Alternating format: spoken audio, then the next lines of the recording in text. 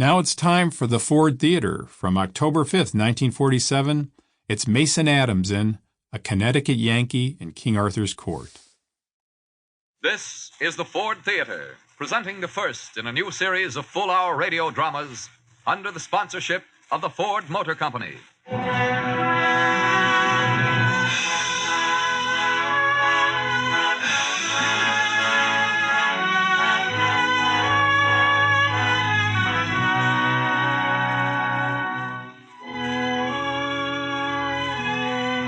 May we introduce, as spokesman for the management of the Ford Theater, the distinguished playwright, actor, and producer, co-author of Life with Father and State of the Union, Mr. Howard Lindsay. Good afternoon, ladies and gentlemen.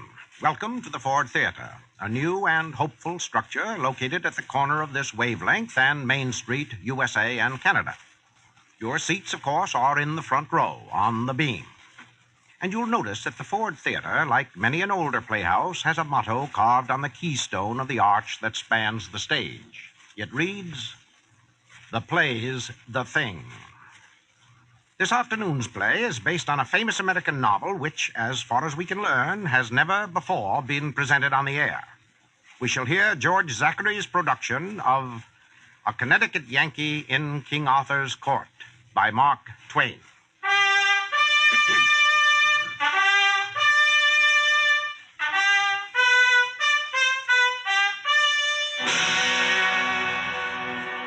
Mark Twain wrote The Connecticut Yankee just short of 60 years ago, and the Yankee he wrote about was a typical last-century American, a foreman of iron workers in a Hartford gun foundry. But suppose old Mark were alive and kicking as usual, today, at this moment. How would he choose his hero here in the year of our Lord, 1947? And how would he begin his strange tale? Well, if I were Mark, I can imagine I might begin somewhat on this order. I came across the curious stranger of my story in the Hall of Armor at the Metropolitan Museum here in New York one fine Sunday afternoon early last summer. I was reading the descriptive placard set below a magnificent suit of armor in the center of the hall when I noticed a quiet, serious-looking young man beside me. Leaning forward a little, he read the inscription aloud and with marked contempt. 6th century hauberk, said to have belonged to Sir Sagramor le Desirous, knight of King Arthur and member of the Round Table.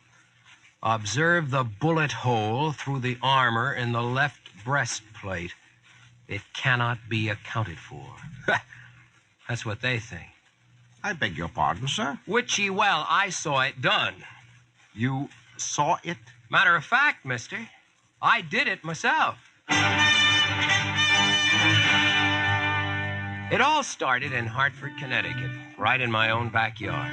I was on terminal leave. I'd been with the Seabees in the Pacific for 3 years, and it turned out that the fella next door had been with the Army Engineers. He was boasting about them one day. I couldn't take that.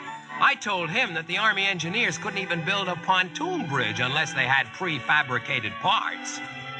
I didn't expect he'd resent a simple statement of fact such as that, so I was wide open when his fist landed, and I went out like a light.